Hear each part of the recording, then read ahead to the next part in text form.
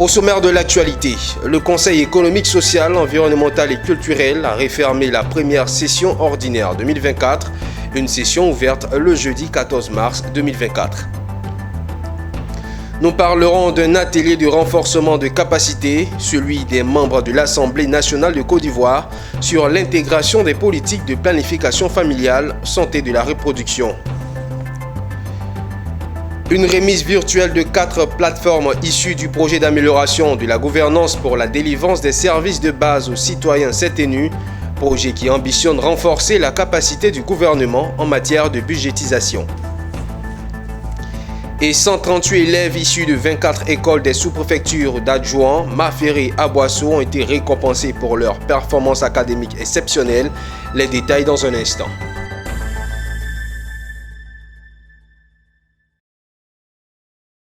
Madame, Monsieur, bienvenue. Merci d'être des nôtres pour vous informer sur l'actualité d'ici et d'ailleurs. Le Conseil économique, social, environnemental et culturel a organisé la clôture solennelle de la première session ordinaire 2024. Ouverte le jeudi 14 mars 2024, cette session s'est refermée ce jeudi 20 juin 2024 devant les présidents des autres institutions de Côte d'Ivoire. Notre reporter Philippe Zabo a participé à cette cérémonie haute en couleurs.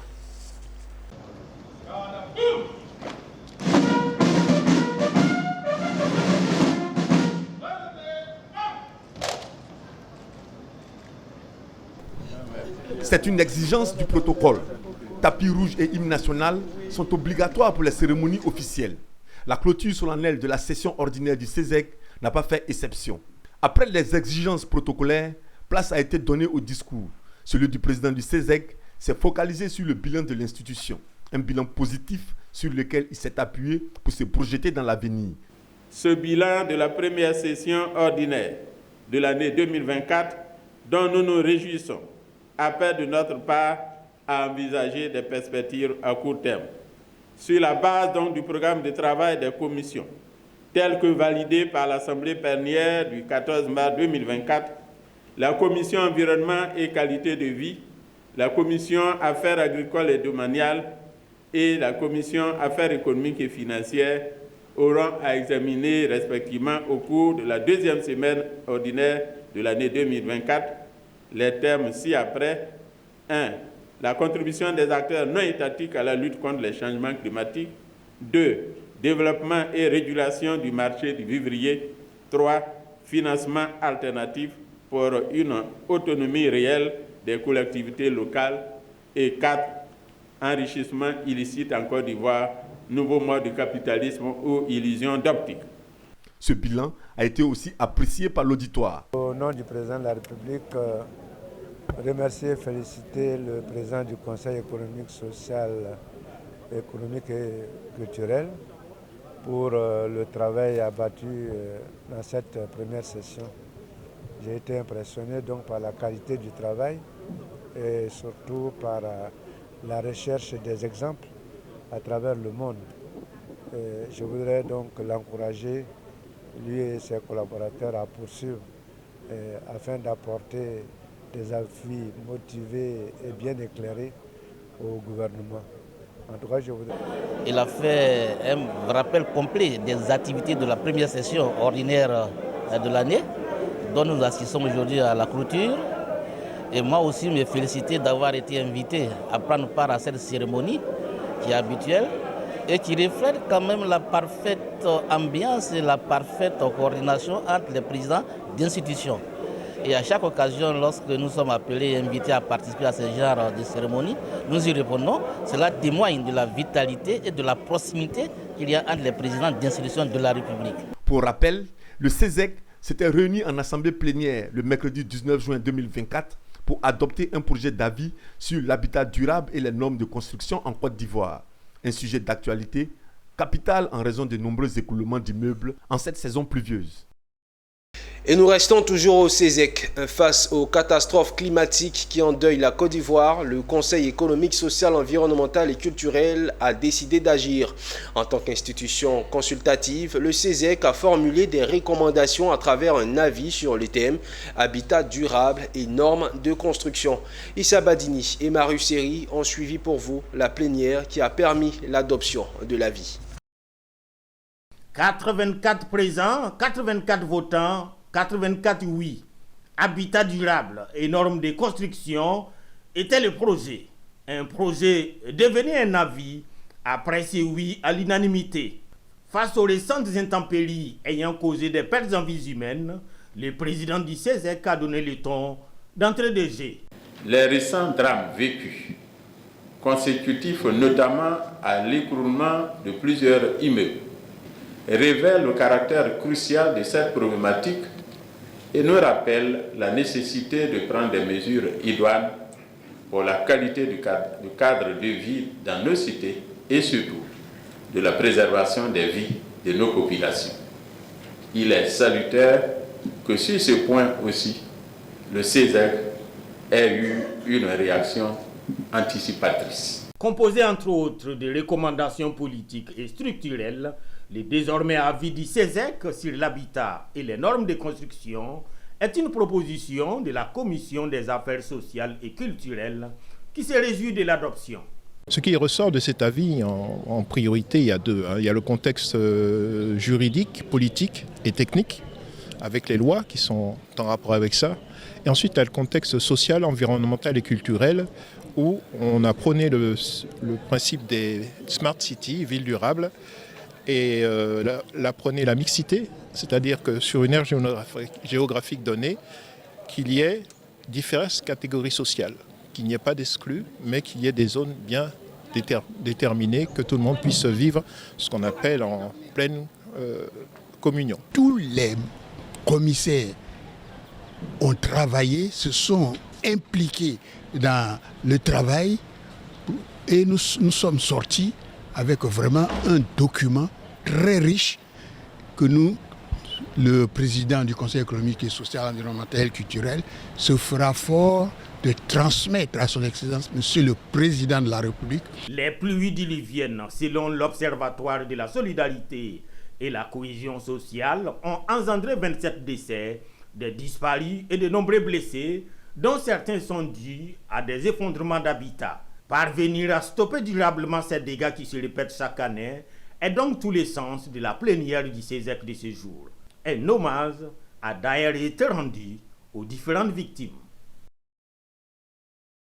Nous mettons les projecteurs sur la cérémonie d'ouverture de l'atelier de renforcement des capacités des membres de l'Assemblée nationale de Côte d'Ivoire. Un atelier pas comme les autres puisqu'il s'intéresse à l'intégration des politiques de planification familiale, santé de la reproduction, de population, d'environnement et de développement. Cet événement organisé par l'African Institute for Development Policy s'inscrit dans le cadre du projet BUILD et vise à renforcer l'interconnexion entre la population et la prise en compte de ces politiques en vue d'un développement durable et inclusif. Nous témoigne Michel Brou et c'est ici. Du 19 au 21 juin 2024, ils seront une trentaine de parlementaires à mener des travaux d'intégration des politiques de planification familiale, santé de la reproduction, de population, d'environnement et de développement. Ces sessions permettront de stimuler la réflexion et encourager les membres de l'Assemblée nationale à intégrer ces éléments dans leurs travaux législatifs. C'est l'essentiel de la rencontre à l'ouverture de cet atelier de renforcement des capacités des membres de l'Assemblée nationale de Côte d'Ivoire à travers le projet Building Capacity for Integrated Family Planning, Reproductive Health and Population and Development Action. Nous savons que les parlementaires, c'est la voix du peuple. Nous savons que ce sont les parlementaires qui légifèrent les lois. Et nous voulons faire la promotion de l'intégration, de la planification familiale. Nous ne pouvons pas mettre de côté les parlementaires qui, eux, peuvent élever la voix pour pouvoir accélérer cette intégration. Donc, ce sont les premiers acteurs de loi. Et donc, nous travaillons avec eux pour leur donner la connaissance par rapport à cette intégration, pour nous aider, pour aider aussi le pays à intégrer les questions de planification familiale. Une initiative soutenue par le premier responsable de cette coopération et des partenaires présents. Généralement, les politiques se font, mais de façon isolée. Or, tout ça a un lien. Lorsqu'on parle d'environnement, c'est vrai, nous le voyons ces jours-ci, les changements climatiques, mais c'est d'abord les effets sur l'homme, sur la population. Donc il est important que quand on met des politiques, de voir quelle est la connexion entre les différents secteurs et aussi la question de la santé. Voilà, donc c'est tout ce donc les thèmes étaient très intéressants et le président de l'Assemblée nationale a demandé aux députés d'être très attentifs afin que cette formation-là nous soit bénéfique. Pour les 3 prochains jours, on va échanger ensemble avec un projet BUILD qui est soutenu par l'USAID et vraiment regarder les indicateurs. Je sais qu'il va y avoir une présentation sur l'enquête démographique et de santé, ce qui est un document très important pour la Côte d'Ivoire. Cet atelier vient contribuer à accentuer les actions des politiques de planification pour combler le déficit de la non-satisfaction en matière de planification familiale.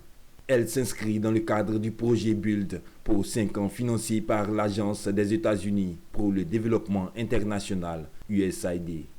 Cérémonie officielle à Abidjan de remise virtuelle de 4 plateformes issues du projet d'amélioration de la gouvernance pour la délivrance des services de base aux citoyens. Les objectifs de ce projet sont entre autres de renforcer la capacité du gouvernement en matière de budgétisation, de passation des marchés axés sur les résultats ou faciliter l'accès aux services financiers. Le projet a été soutenu financièrement par la Banque mondiale à hauteur de 120 milliards de francs CFA. Le compte-rendu de cette cérémonie avec Pierre Tebeu et Richard Akeke. Ce sont au total 4 plateformes qui ont été réceptionnées ce mardi par le ministre Adama Coulibaly et remises aux ministres concernés. Ces plateformes sont les résultats issus du projet d'amélioration de la gouvernance pour la délivrance des services de base aux citoyens PAGDS et expérimentés depuis plusieurs années sur le terrain.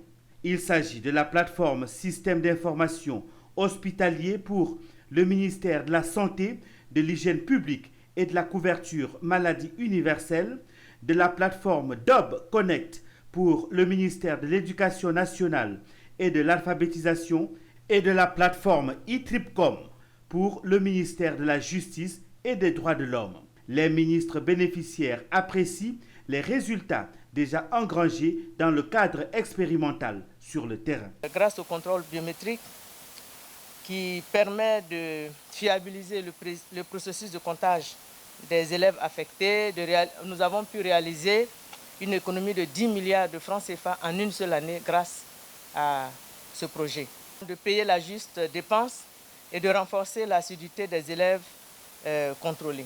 Je pense que j'ai été moi-même vraiment surpris de l'impact d'un tel projet sur notre système de santé, parce qu'il y a certains hôpitaux qui avaient des ressources propres très faibles, qui ne leur permettaient pas d'assurer le service essentiel pour lequel ces hôpitaux existent. Je crois que grâce au SIH aujourd'hui, les ressources propres sont vraiment remontées de façon très très vertigineuse. L'appui du projet d'amélioration de la gouvernance pour la délivrance des services de base aux citoyens a permis de rendre opérationnelle la plateforme. Aujourd'hui, celle-ci est opérationnelle, sécurisée et accessible en ligne à tous les usagers du tribunal de commerce d'Abidjan. Ainsi, de 2020 à 2023, 65 628 dossiers d'immatriculation et 37 800 dossiers de modification ont été traités. Enfin, une plateforme pour le paiement des dépenses et de recouvrement des recettes Trésor-Pay et Trésor-Monnaie a été également réceptionnée. Pour la Banque mondiale, il faut accompagner l'État de Côte d'Ivoire dans ses différents efforts de rapprochement des services de base auprès des populations. Je me réjouis également qu'on va pouvoir lancer un programme dans le domaine du digital à hauteur de 250 millions de dollars et qui, entre autres, va porter la plupart de ces plateformes que vous avez fait à échelle. Il faut pouvoir démocratiser vraiment l'accès aux services. À chacun des ministres bénéficiaires, le ministre Adama Coulibaly des Finances et du Budget a remis officiellement sa plateforme de façon virtuelle. La coordonnatrice du PAGDS a annoncé une campagne de vulgarisation des différentes plateformes numériques dans les prochains jours sur l'étendue du territoire national. Un mot de social dans cette édition. L'église de Jésus-Christ des Saints des Derniers Jours a remis les clés de l'EPP BAD 3 d'Agny-Sankwa d'Abobo qu'elle a réhabilité à la Drainade d'Abidjan 4. Cette cérémonie a occasionné le déplacement du responsable régional de l'église de Jésus-Christ des Saints des Derniers Jours du Ghana en Côte d'Ivoire. C'était ce mardi 18 juin à Abobo et le reportage est signé Philippe Zabo et c'était ici.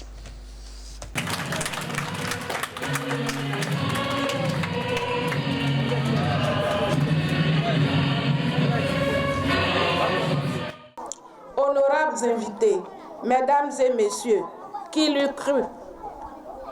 Le rêve tant caressé est devenu une réalité palpable, visible et concrète. Ce sont là les mots à l'endroit de l'EPP BAD 3 d'Agny-Sankwa réhabilité. Mais qu'en était-il de l'ancienne école?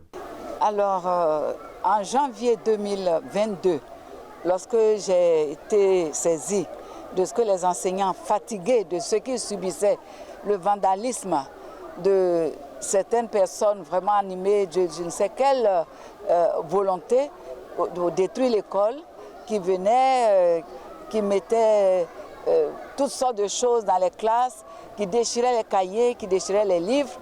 Et parce que la clôture, on peut passer par-dessus, il n'y a pas de gardien. Avec toute la communauté, nous avons essayé de les encourager, chacun à son niveau, de prendre l'engagement qu'il peut pour essayer de créer le minimum de conditions pour que l'école puisse continuer. Pour l'elder Alfred Kiyungu, président de l'interrégion de l'Ouest de l'Église de Jésus-Christ des Saints des Derniers Jours, la réhabilitation de l'EPP BAD 3 d'Agny-Sankwa fait partie d'un commandement biblique et l'ancienne école relève du passé. Ce que nous devons réaliser aujourd'hui, c'est que ces photos-là appartiennent au passé. Parce que c'est des photos qui ont donné de la douleur et du chagrin et des lamentations.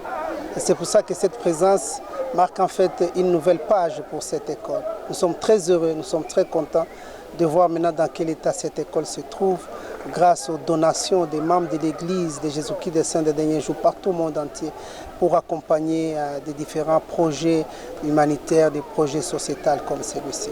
Nous essayons tout simplement de vivre à notre manière l'évangile de Jésus-Christ, d'apporter un soulagement et la joie au cœur brisé. Parce que c'est ce que Jésus a fait quand il était sur la terre. Ce sont au total 4 bâtiments de 18 classes qui ont été totalement rénovés, des toits jusqu'au mobilier, ainsi que les bureaux de l'administration et les salles d'eau. De quoi réjouir les enfants de l'école pour la rentrée scolaire 2024-2025. Et parlons climat des affaires à Boaké à présent. Le comité de concertation État-secteur privé a échangé récemment avec l'ensemble des opérateurs économiques de Boaké.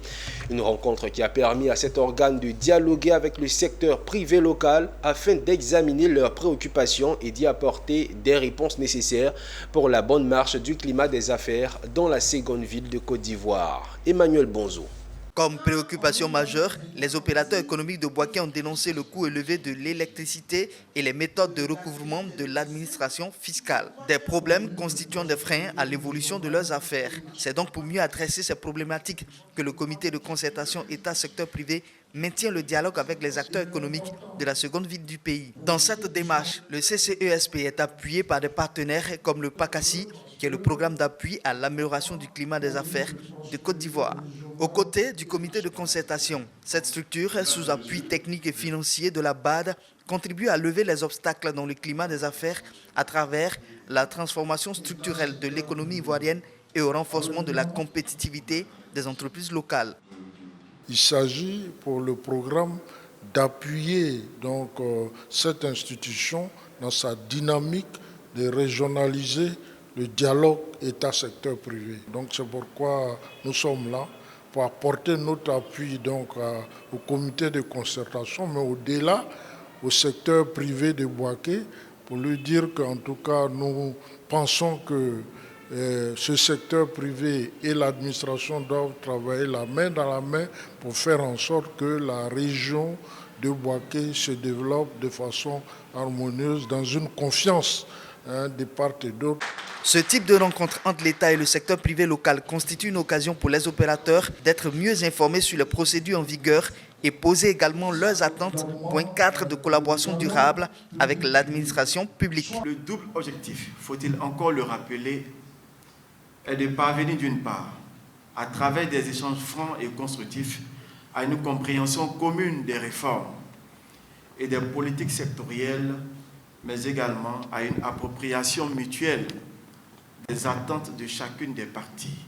Ce que j'attends des impôts, des structures qui travaillent avec nous, qu'ils nous approchent, et puis on a besoin de beaucoup d'informations et puis beaucoup de sensibilisation. Ce cadre de rencontre constitue une référence de discussion entre l'État et le secteur privé local en vue d'une convergence de vues des parties pour le développement des affaires à Bouaké. Le ministre d'État Kobenan Kwasi Adjoumani, président du conseil régional du Gontougo, a convoqué l'ensemble des conseillers régionaux, les élus, cadres ainsi que les populations. Une convocation à la deuxième réunion ordinaire de l'année marquée par l'adoption à l'unanimité du budget de l'année 2024 et bien d'autres sujets d'une extrême importance pour le développement de la région. On voit tout cela avec Anissé Kouadio, notre correspondant.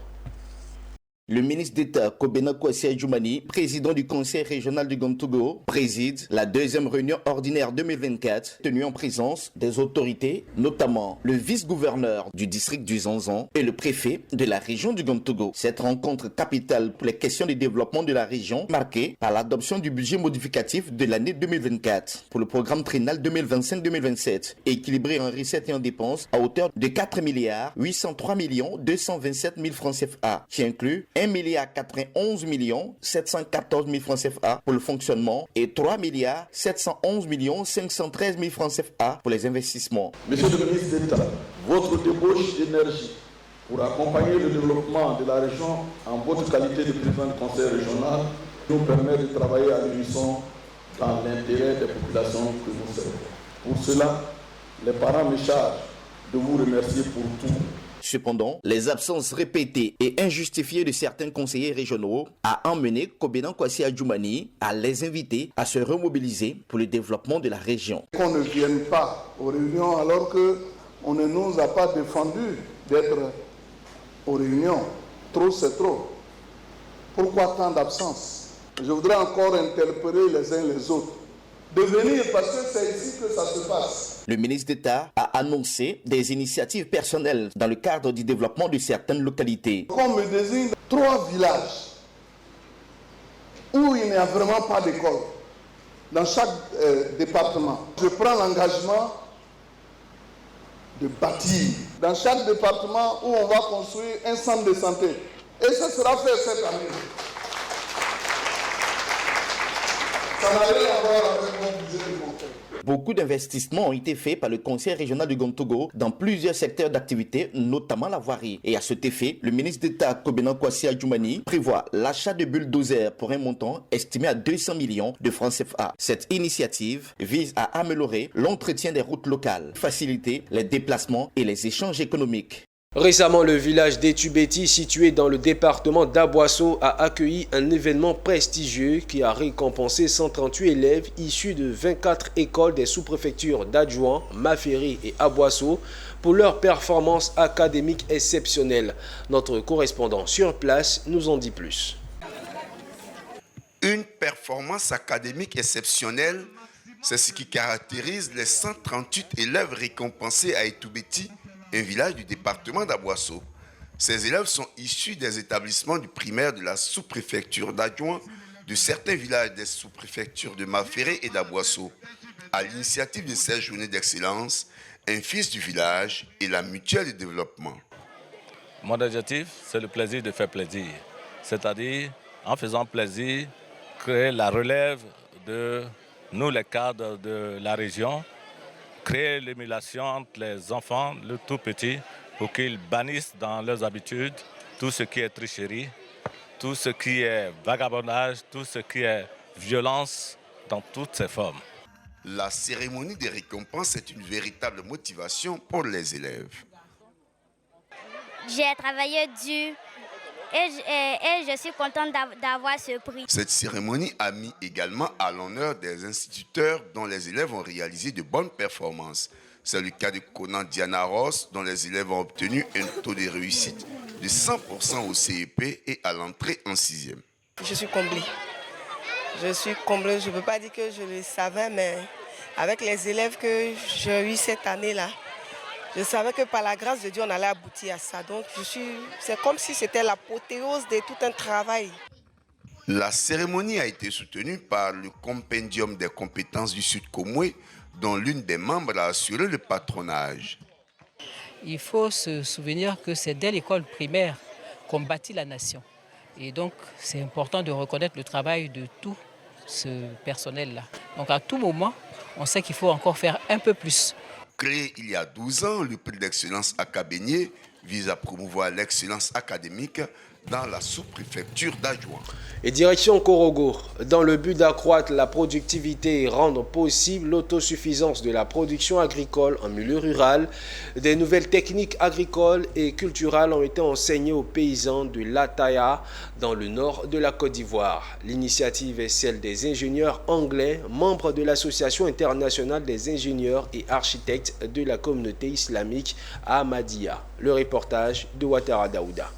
Depuis plusieurs années, l'agriculture de la Côte d'Ivoire est confrontée à plusieurs difficultés, notamment la stérilité des sols cultivables. Face à cette situation, des ingénieurs agronomes anglais, membres de l'Association internationale des ingénieurs et architectes de la communauté islamique Ahmadiyya, IAE, vient d'entreprendre des actions auprès de l'État ivoirien en apportant son expertise, accompagné du missionnaire de la communauté de Ferkesedougou. Ils ont expliqué de nouvelles techniques agricoles et culturelles aux paysans du village de Lata dans le nord du pays, région du Poro, département de Korogo, dans le but d'accroître leur productivité. Les prix de nourriture sont en train de devenir de plus en plus chers et le but de ce projet, c'est de proposer des alternatives.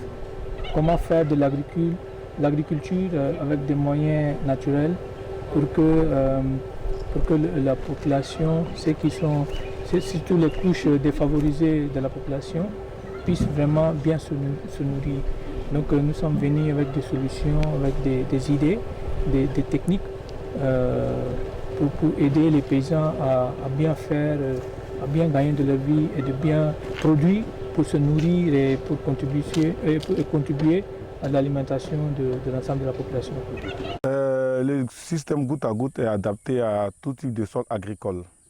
Voilà. Moi, ce que je peux dire aux paysans, c'est de faire un système d'irrigation. Parce qu'aujourd'hui, une plantation qui a un système d'irrigation, vous avez une très bonne production. Et puis vous produisez pendant toute l'année. On nous a appris pour venir gratter herbes à côté des lait, papayers, tout ça. Mais on est ici, c'est pour passer du temps à Ahmadiyya. Quand on finit de gratter herbes là, ce qui va aider la plantation de bien évoluer. Ces nouvelles techniques s'articulent autour de l'agriculture régénérative qui comprend la rotation des cultures pour réduire les maladies des plantes, les cultures de couverture en plus du compost pour augmenter la fertilité des sols. En image pour terminer, une firme qui développe des projets d'énergie durable en Tanzanie a mobilisé auprès d'un investisseur britannique un financement de 15 millions de dollars.